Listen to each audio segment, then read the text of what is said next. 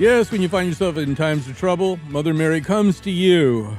No matter how you think about Mary, Mother of Jesus, we will argue on the show today that on the one hand, she's the most famous woman maybe ever, but she's also, one of our guests will argue, maybe both of our guests will argue, erased in certain ways. Her significance is downplayed, she's reduced, she's kind of deprived of a body in a lot of different ways. I think you're going to find this conversation we're about to have a very, very interesting journey into the life, reality, and mythology of Mary.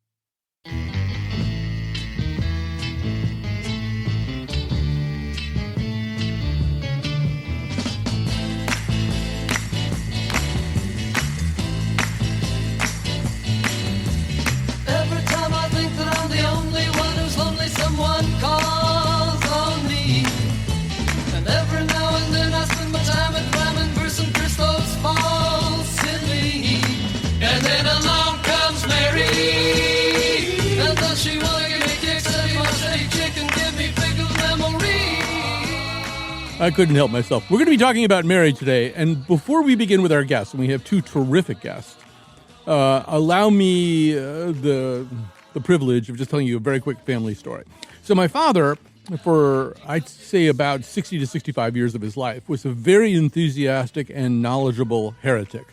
And when he was on the brink of death, he was kind of going down the home stretch, and he was in a wheelchair at that point. And I would sometimes take him on little outings. So one day I took him to the Wadsworth Athenaeum, which is a wonderful art museum. And we were in a room. It's a Sunday afternoon, big crowds, lots of people all around. And, here's this nice middle-aged man pushing his father around in a wheelchair. And we're in a room that had a bunch of Madonna and Child kind of Renaissance paintings. And my father was sitting there very quietly and looking at them all. And then he suddenly kind of roused himself. And he said in this really loud voice, "What I don't understand is, if God wanted a son, why didn't he just make one? Why did that poor girl have to get knocked up?" At which point, all the people who had been looking at us with little smiles on their faces started backing away, and that was the end of that particular visit to the museum. But in a way, it is kind of the crux of the question, who is Mary? And a lot of that depends on who you think Jesus was. And we have some really interesting scholars on the show today to explore that with us, assuming that story did not scare them away. We're going to begin with James D. Tabor. He is a biblical scholar and retired professor of religious studies at the University of North Carolina at Charlotte. He's the author of the book, The Lost Mary, Rediscovering the Mother of Jesus. We will add another guest in just another segment. But James Tabor, welcome to our show. And maybe we should begin with, just what might be aspects of Mary that people don't think about too much. I'm assuming that at one point you thought about titling this book, "What's a Nice Jewish Girl Like You Doing in a Place Like This?" Because one of the things that, maybe Christians don't even begin with is the idea that Mary would have been Jewish and probably would have been about, 15 at the time of the birth? Yeah, good to see you, Colin. Thanks. That's a good way to start. I love your story. And I've got a kind of parallel story, not with my father, but it's in the first chapter of the book. When I'm in Jerusalem, the Notre Dame Center towers over the old city. And as you would expect, just as in South Bend, Indiana, where I started my teaching career, and I'm not Roman Catholic by background or conversion or anything else, is a statue of this Roman Catholic woman, right? Mary, the Mother of God, and her little baby. And you can see it from anywhere in ancient Jerusalem. It's kind of up on a hill, but outside the city. And when I'm with my students walking in that area, I always say, hold it. Students, look, there's a Jewish woman on top of the Catholic center, and she's holding that little Jewish baby. What is going on here? Of course, they all kind of, what? And then they look, and then they get it and smile and go, okay, Dr. Tabor. Yeah, she's Jewish, but so Well, it's a so very I think, similar kind of yeah. story of sort of backing off and saying, What are we talking about here?" I think So your book also reminds us that, in the telling, Mary is kind of there at Act 1, and then she comes back in around Act 5. She's there for the Nativity. She's there for the Pietà. Not a lot in between there. And in some ways, that's where some of the really interesting questions begin. For example, the notion that Jesus had siblings, possibly as many as 7 siblings. Can you tell us a little bit about this and what the sources are for that idea? sure. Well, they're actually in the New Testament, but then, of course, it depends on how somebody interprets them. But the one I would go to first is just the very first chapter of the New Testament, Matthew 1, which gives this long genealogy of Joseph, the husband of Mary. And it tells about how she turns up pregnant and he's not the father, and says the child's of the Holy Spirit. But at the end, when Jesus is born, it simply says he knew her not until she had brought forth her firstborn son. And any common reading of that, it's biblical language to know a woman, like, hey, Adam knew his wife and she brought forth, Cain and Abel and Seth. And so it's just the term in Hebrew, and this is written in Greek. So it's adapting that Hebrew. To know a woman is to sleep with her, to be open yourself to pregnancy and so forth. So the implication, even in the first chapter, is, Joseph's not the father, but there were presumably other kids. And then if you go to Mark, which we think is our earliest gospel, so we got first chapter of the New Testament, Matthew, and maybe an earlier text, Mark chapter 6, is this not Jesus, son of Mary? Are not his brothers here, James, Joseph, Simon, Jude, and his sisters? And it's given so matter of factly. And several times in the New Testament Gospels, it says, and Jesus took his mother and brothers and did this or that. And suddenly, Joseph, by age 12, when Jesus is 12, is gone, never mentioned again. And I think it's kind of inconceivable that he would just never show up. And yet you have Jesus taking his mother. And so she now, I think we should say, as a widowed mother. And there's time for those kids, whether they were 7, 8, 9, 10. But if you just think in terms of the minimum, you've got 5 boys named and then sisters, which is at least 2. So I just say 7 just because that's the lowest count. But it could be more. I don't know about your past and ancestry, but judging by your last name, maybe some Catholic background. But if you think about my grandmother had 10 kids, and she was only in her 40s or 50s when all 10 were born. So it definitely can work out if usually these kids are about 18 months apart just by natural means, nursing a child and so forth. So the problem is not those texts. They're pretty clear to, I think, most readers. It's theology.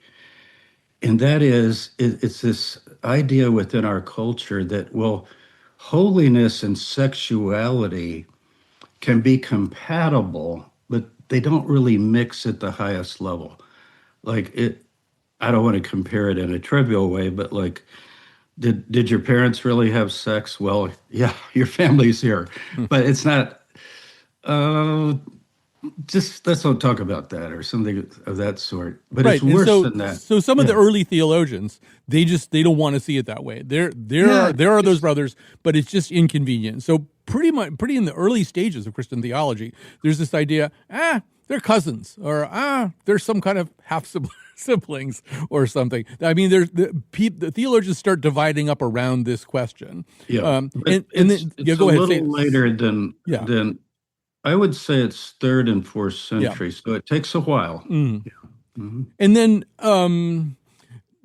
so there another thing that kind of comes into your work is a lot of the work that you do is relies at least somewhat on non-canonical gospels. And these range from one that's found in 1945 to the Gnostics. There are a lot of non-canonical gospels that deal with some of this stuff very, very differently, and. So say a little bit about that. I mean, I think it's perfectly fair to do that since the church also relies on apocryphal gospels for some of the stuff that we'll be talking about later. But talk about how many different pictures there are of this once you get outside those four gospel books and then the letters that follow. There are other sources outside the New Testament. They do help, but they're almost tidbits along the way. Like I do open the book, first chapter or two, about the city of Sepphoris, which is the urban capital of the Galilee, and it's only 4 miles from Nazareth that everybody's heard of, and nobody's heard of the capital city. So I always tell people it's like Tuckahoe, New York, which is 4 miles north of the Bronx. I've actually known people that know that. And I say, imagine someone from there and became famous, and later you have a biography of them, and New York City is never mentioned. That's where we are with the New Testament because it's very theological. So we get things like the Proto-Evangelium of James. It's a mouthful, but it's a second century text. You've got to separate the really crazy legendary stuff for some of the factual things that might bear up historically and get some kind of collaboration from other texts. Like, for example, in some of those texts, Jesus is made fun of and bumps into a kid on the street, so he just like strikes him dead. Mm-hmm.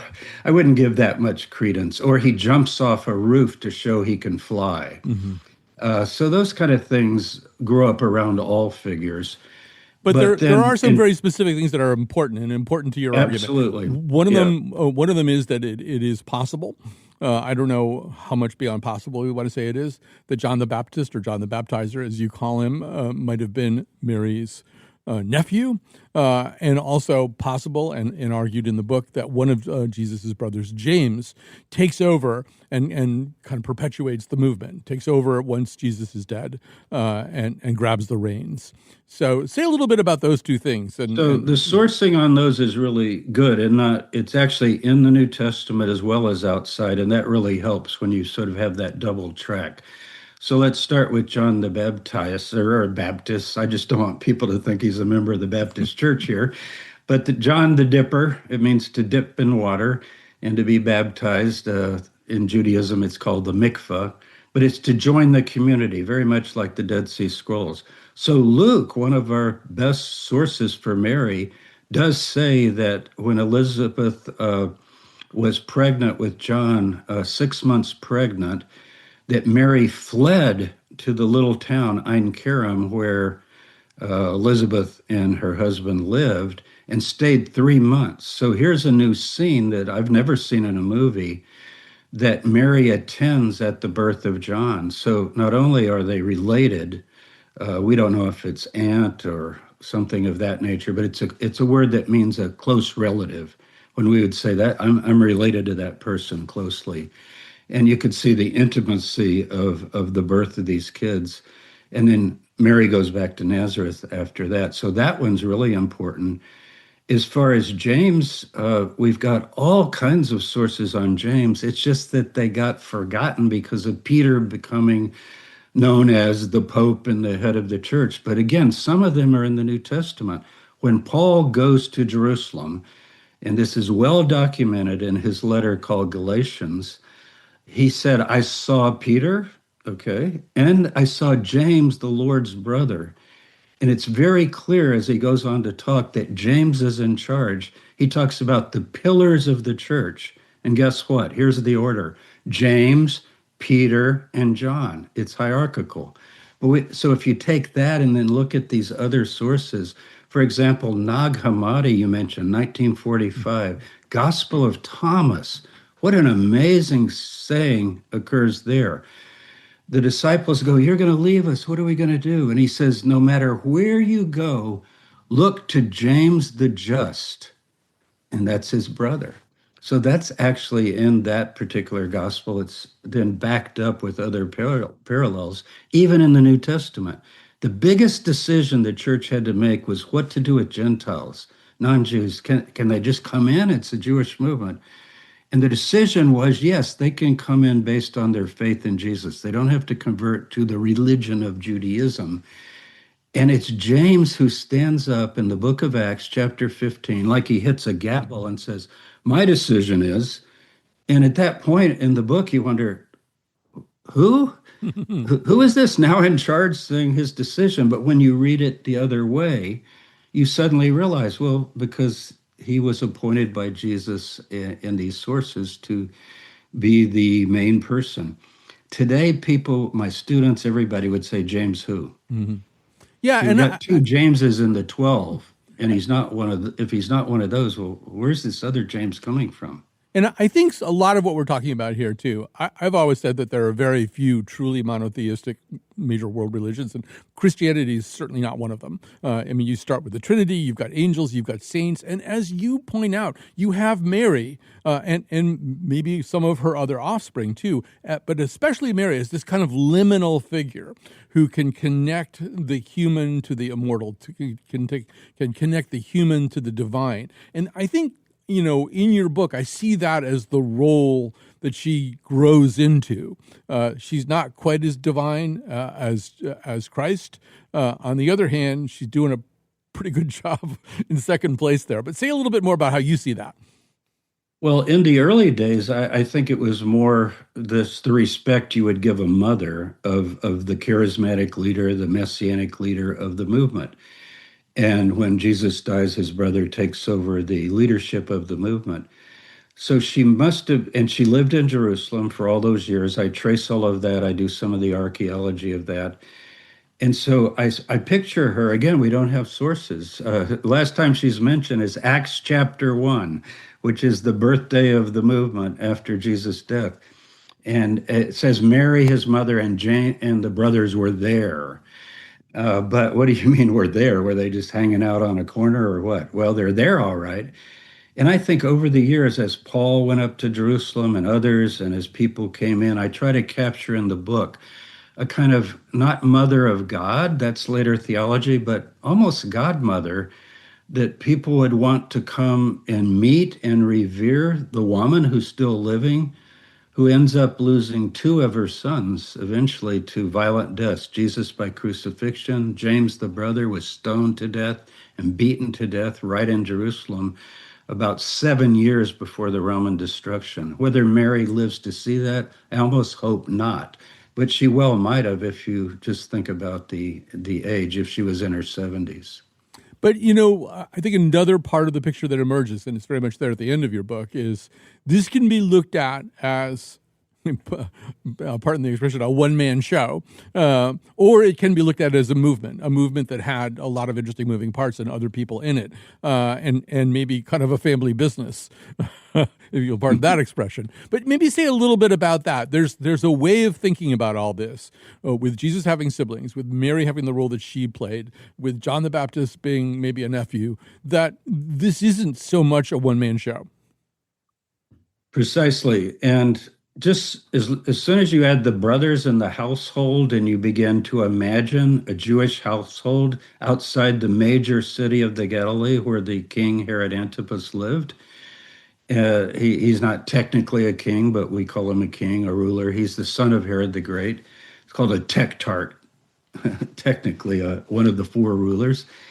And you begin to see that how are they making a living? We say, well, Jesus is a carpenter, but the word there is tekton, architect. It means a builder, really. It's a generic term. And he's the son of a carpenter. Now that begins to give the idea of apprenticeship. So what I'm doing, I'm taking these little tidbits and trying to expand them within their cultural context, their geographical context, their archaeological context. And you can very easily see Sepphoris was destroyed in the year 4 BC when Herod the Great died because of a revolt. And there were thousands of crucifixions. I have a chapter on that. And so instead of a calm, silent night, you've got Mary nursing her 1-year-old baby in Nazareth, right outside of Sepphoris, flames going up. But then the city gets rebuilt over the next 10 years, beautifully excavated there and gotten down to these beautiful mosaic floors. I think I have a picture in the book of some of that. And so where's work? You go where work is. And so Jesus, he doesn't talk about carpentry. What do you do as a carpenter in the ancient world? Make a door frame, a wagon, or something like that. That's about it. Maybe a window. They didn't even put wooden windowsills necessarily in their houses. But he talks about stones all the time. If you're digging a foundation, you need to go very, very deep and be careful. This sounds like a builder to me. So I think he's a builder. And 4 a.m., the alarm rings and everybody's getting up, and I want a busy household. It's never being shown in the movies. It's an entourage, really. And then other people come in and join, and it becomes a kind of roving evangelistic movement, really, going all over. But the women and children are important too, and the dogs. And you want to picture not just the movies have Jesus, the lone one, and then the 12 walking up a hill, down a hill, sitting on a rock. I don't think it was like that. I think for the first 30 years, he's going to work every morning, coming home tired, and thinking about what his role would be as he reaches age 30, which marks you as a kind of adult in that culture. All right, we're going to take a little pause here. We're talking to James Tabor. We're going to come back. We're going to add a guest, and we're going to go some new places. Will the wind ever remember the names it has blown in the past? And with this crutch, its old age and its wisdom, it whispers, no, this will be the last. And the wind cries, Mary.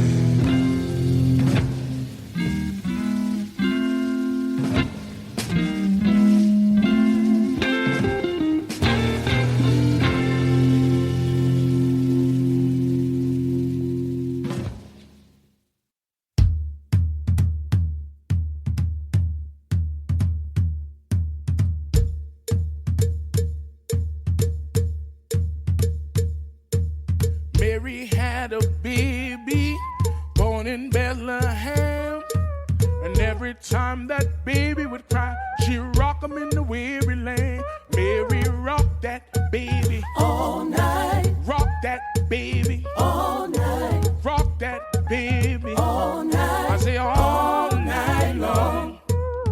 Mary had a baby born in Bethlehem. Every time that baby would cry, she rock him in the weary land. Mary rock that baby all night. Rock that baby all night. All right, we are back. We are going to continue our conversation about Mary. We still have with us James D. Tabor, biblical scholar and retired professor of religious studies at University of North Carolina in Charlotte. He's the author of The Lost Mary, Rediscovering the Mother of Jesus. Joining us now is the Reverend Dr. Amey Victoria Adkins-Jones, assistant professor of theology and Africana studies at Emory University. She's a constructive theologian and scholar of Black religion, specializing in Mariology, Black feminist and womanist thought, and theological anthropology. She's the author of Immaculate Misconceptions, a Black Mariology. So, first of all, welcome to our conversation, Amey Victoria.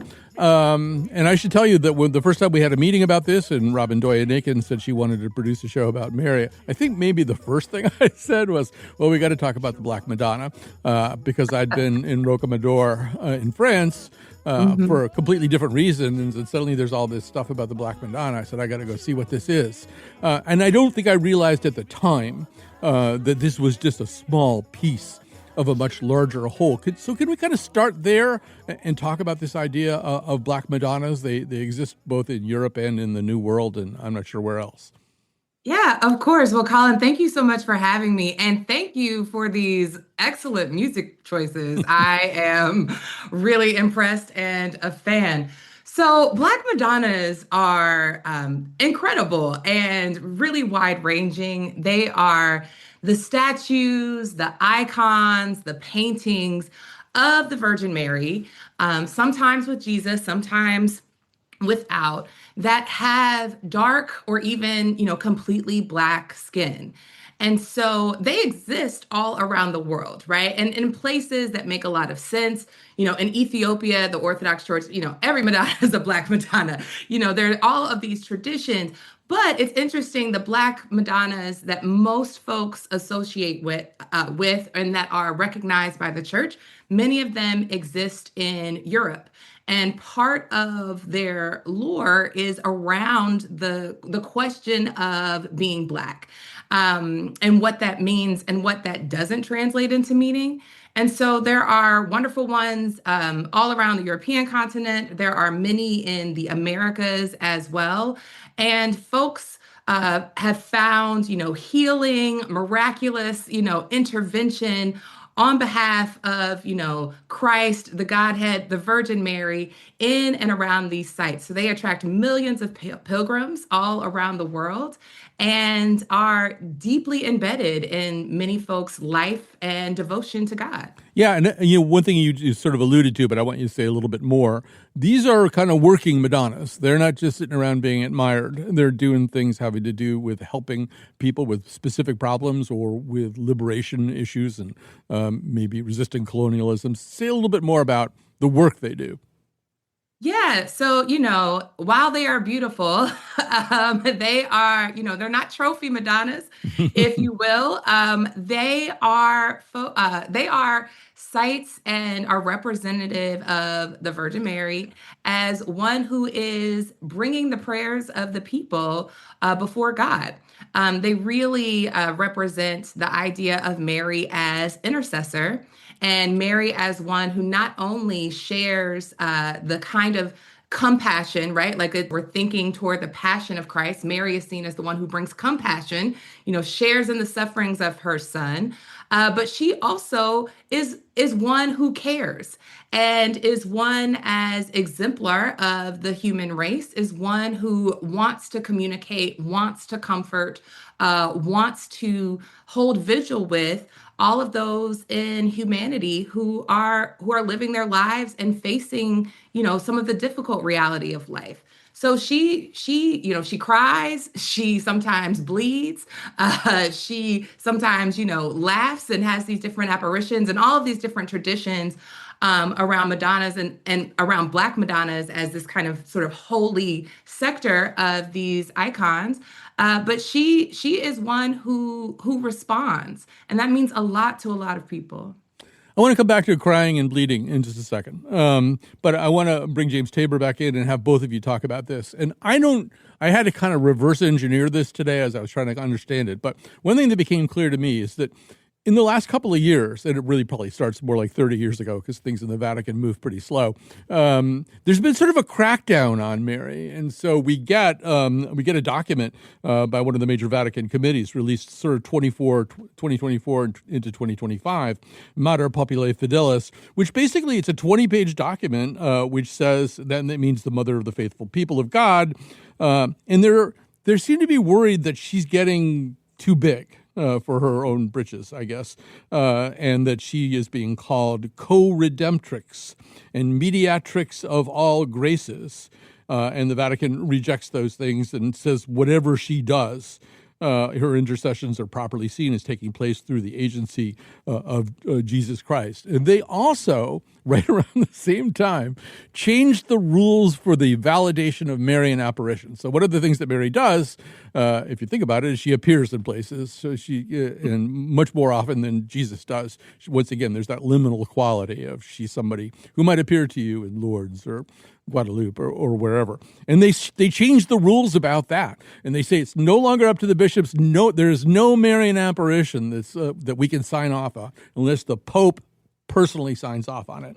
And so I'm going to have you start, James Tabor. What am I seeing here? What's going on? Why would they suddenly be the cops on the block about Mary and Mary getting too big? Well, it's been spearheaded by our new Pope, or the new Pope. I'm not Catholic, but are collectively the Pope of the Western Church. And I think it's the idea that you don't want to mix the roles. Jesus has to always be the Redeemer, the one who paid for sins. Mary has to be beyond all the other saints by far. And so there is that liminal position, as you say. But I remember growing up, even though I wasn't Catholic, plenty of Catholic friends. And the idea seemed to be this is just on the street. And I'd love to hear what Amey picked up as well growing up. That, well, if you go to Mary, though, she's a woman. She raised Jesus from diapers. She's definitely got an in with her own son.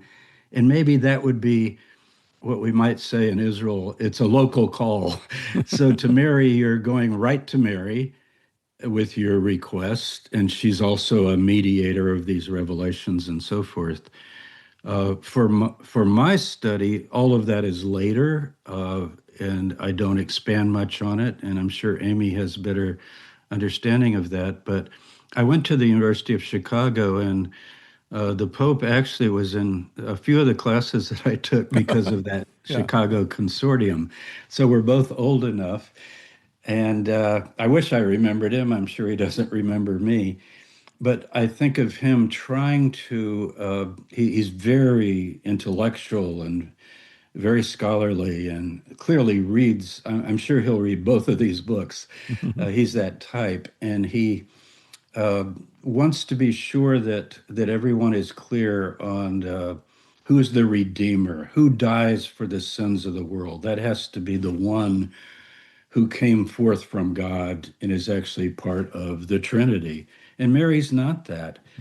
But to have devotion and so forth, it has a whole range of possibilities. Yeah, Amey Victoria, some of my reading suggested that, on the internet, everybody's a virologist or an expert in political science. And maybe on the internet, on social media, everybody's a Mariologist too. And I'm kind of wondering whether the guys at the Vatican are thinking, yeah, no, they're just making up stuff that we're not signing off on. But tell me a little bit more about what you see and hear in this, very, very contemporary resistance to an expansion of thinking about Mary. Well, I can affirm that there are a lot of social media profiles of professed theologians. So maybe Mariologist is becoming one of those as well. The thing about Marian devotion is that, particularly with the Vatican, because there are multiple churches and multiple bodies that affirm certain apparitions or affirm certain things that the Vatican does or does not. But the thing about Marian devotion is that it has often the people have pushed the official dogma. Many of the dogmatics around Mary have happened much later than the early church centuries. And that is because there's a need and a want, a desire to clarify what is happening in these incredibly mysterious spaces, right? So if people are saying that they were sick and they're healed, right? All of these things that are pointing to a mystery of who God is, but also these things that are supernatural, it's really difficult just off top to say whether something can be proven or not. And that's always been the question, right? Like the Vatican doesn't prove apparitions. They deem what is worthy of belief, right? Like what doesn't go against, what's stated as doctrine, what's not going to get us into any theological errors or any sort of dangerous territory. That being said, Mary has sort of had a bit of a resurgence in her popularity, particularly in pop culture and media. A lot of artists, of course, everybody knows Madonna, but, since then, a lot of different artists playing around with not just Marian imagery, but a lot of goddess imagery as well. And in the United States, folks see Mary on, the water of a window pane, right? Like there's a lot of seeing Mary in all sorts of places and all sorts of claims. So I'm not surprised by wanting to have a little bit more in this era of artificial intelligence, of social media, of not knowing quite what you see. I think that there's a bit of a technological response in terms of wanting to have some stricter standards around what counts or what is deemed to be real. But I also think that it's important to note that even in this latest, doctrinal note, there's a lot of Mariologists who had pushback. And the term of co-redemptrix, or how we understand what Mary might be doing or could be doing, and how to keep that separate from how we understand Jesus's salvation, that has been murky, swampy area for a number of centuries with a number of different folks. So I'm not surprised to see it, but I'm also not surprised to see, several groups of theologians say, hey, like, we don't actually agree with this note, and some of the theological claims, because these are pushing more toward a popular understanding as opposed to maybe a deeper, mysterious theological understanding. So while we're talking about swamps and blood and tears, James, I think there's kind of a sense in the male-centered hierarchy of the church that women are messy. They have blood, they have tears, they have breast milk, they menstruate, they have hormones, they have discharge, they have amniotic fluid, they have estrogen, and the boys, they're not very comfortable with all that stuff, and particularly the implication of all that stuff for Jesus. So once again, in the somewhat early stages, you start to see a movement for making her less corporeal, having less of a body, therefore being less messy. And back to that, a whole idea of non-canonical sources. You mentioned the proto-evangelium of James. That's kind of the place they have to go to get a Mary who herself is conceived without original sin, who is without sin at the time of conceiving Jesus, at the time of Jesus' birth, and maybe even, well, definitely to them, even after all that, for the rest of her life and into her death, she is going to be without sin. But maybe you could say a little bit more about why were such extreme measures necessary? Sure. I think I always quote the Apostles' Creed. People will remember some of this. It's our earliest Christian creed. And it talks about the one God, the Father, and the one Lord Jesus. And then it says, born of a virgin, crucified, died, and buried, raised the third day. Now that's Jesus, but notice the polarity there. As you mentioned in the beginning, born and died. What's in between there? The life of a human person in the case of Jesus. But then with Mary, she's okay with that role with some people. What did she do? Two main things. She brought Jesus into the world, and she was faithful to the end as he died, because it's the women at the cross, along with this mysterious unnamed person, the beloved disciple. So you can see what's going on here. You're interested in how Jesus got here through her and how he exited. And then, as Amy said, much, much later, really, the full development of how Mary exited. Because in the early church, she's buried, she dies. The Dormition Abbey that I talk about and the space that it's built over was where she lived and died, we think. But then, okay, she died, but what happened? Did she just rot in the grave like we all do when we die, or, dust and ashes? That would be the normal thing to think. But with Mary, wait a minute, she's got to be more than that. And so you do have this idea of her assumption. Now, it's talked about very early on, but it doesn't become official dogma. You can see the caution here. Like, do we really want to go that far? That she also ascended bodily into heaven. And that goes back to the 19th century. So yeah, let's get a little bit more into this, Amey Victoria.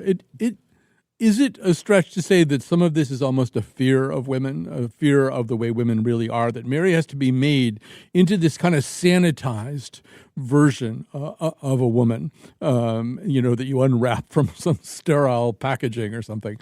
What's going on here? I mean, it's a lot of the things that James just said, but what else do you see there? I think there's a lot of things, in the early church, and moving from the Apostles' Creed to, Nicaea and all of these other creeds, Chalcedon, the church is trying to figure out who is Jesus and how do we explain this very kooky idea that there is someone who is fully God and fully human. And in the early church, many of the patristic fathers, the early folks writing were we're really insisting, and even, folks like Tertullian get pretty graphic in terms of describing Mary's birth. And, there's got to be all of the fluids, even though here I have to say men have lots of fluids too. We do. But Guilty. there's got to be all of the fluids, all of the grossness, right? Like all of the ways that these things are seen as defiling, right? Like in Jewish culture and where many of these folks are coming from.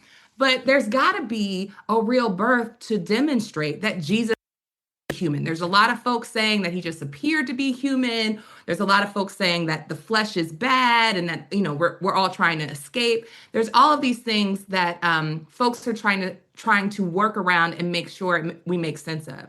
As we move further along, Mary starts getting pregnant in the ear. Mary starts getting pregnant, from a beam of light. Birth starts happening where Jesus neatly and cleanly appears on her lap. We get further and further away from some of the question of Mary in relationship, or Mary sort of verifying Jesus's full humanity and full divinity, into some of these questions that do get applied to women's bodies. I don't think that there's inherently a fear of women's bodies or of women, but we do see the use of Mary's iconography, right? It's impossible for any human woman identified person to, as far as I know, maybe there's some scientific intervention, but to be mother and virgin in the ways that historically it was meant at the same time. And so as we enter things like colonialism, right, Mary becomes a hugely disciplining force as we start to see development of questions around race, as Christianity becomes heart and soul of colonial enterprise. Mary becomes a figure who is less and less human. We think of being dehumanized as somehow being degraded. Well, Mary's being dehumanized is really her being more and more divinized in a way that women in particular are being told to emulate, but also can never actually emulate well. And so that does become a question when there are so many women who are members and comprise, so many of the populations of various churches, including the Catholic Church, and don't necessarily have access to leadership structures in the same kind of way. Mary is someone who ends up being really powerful for a lot of folks. Even the concept of virginity, yielding power in different points and times for folks.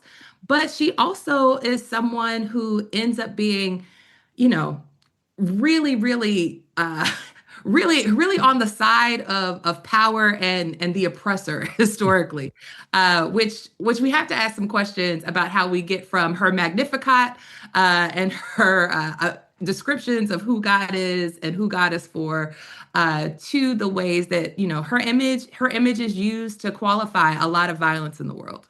All right, we're going to have to pause there. This hour is just flying by here with these two terrific guests. We'll grab a quick break. We'll come back. We'll say some more about depictions of Mary.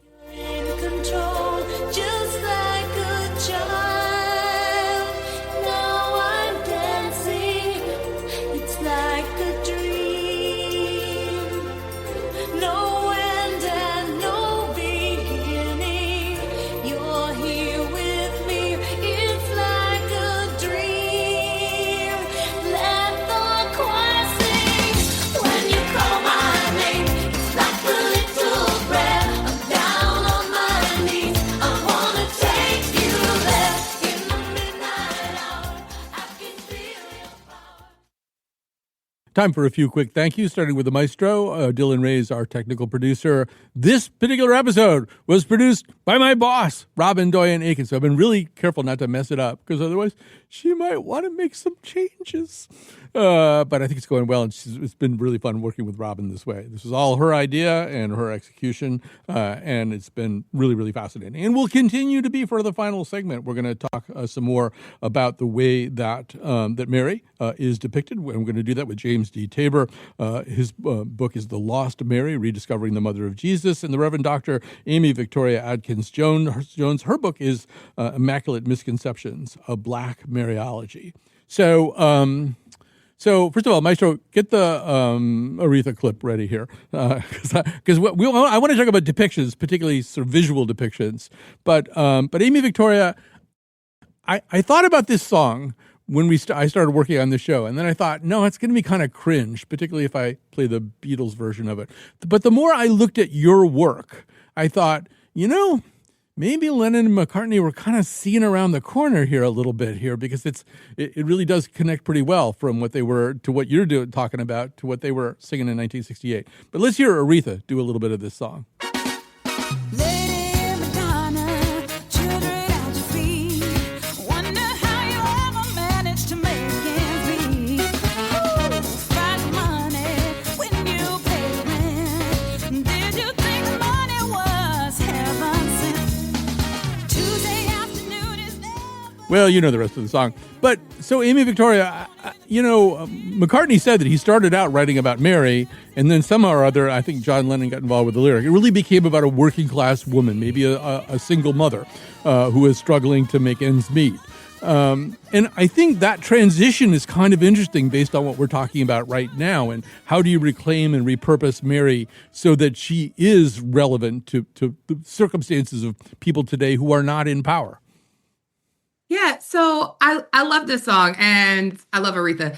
And I love asking questions about where we might see Mary today. We're really good, and this comes probably from Matthew 25, this scene of Jesus, telling the disciples, they missed him, right? Because he was hungry. They didn't feed him. And, they went, Lord, when did we see you? Well, I was thirsty. You didn't give me anything to drink. You didn't visit me, when I was in prison. And so really sort of pointing to those who are on the lower end, or on the least of these, sort of, to use, theological terms, of society. And so what we don't do well is think about, well, who would Mary actually have been, and who would Mary be today?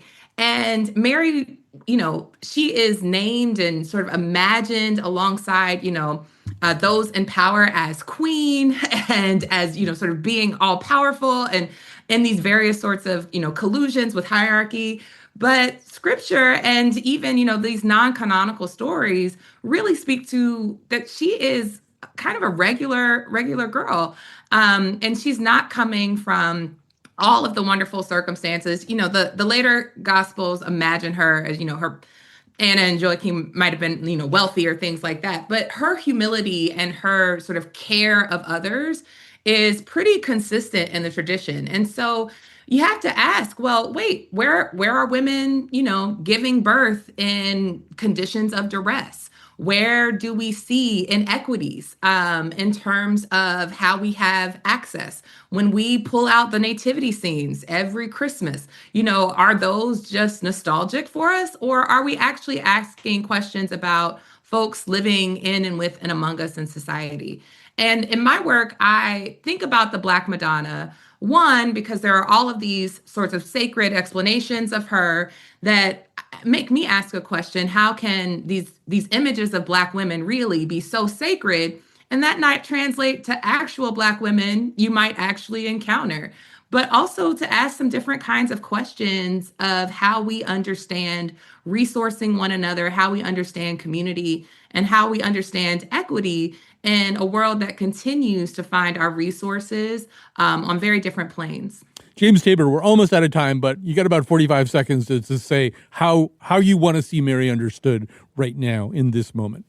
Thanks. I want to give her back all of these things: the Jewish mother, single mother, 7 or more children, widowed, and the extraordinary time she lived in, the dangers that she faced, that her children faced.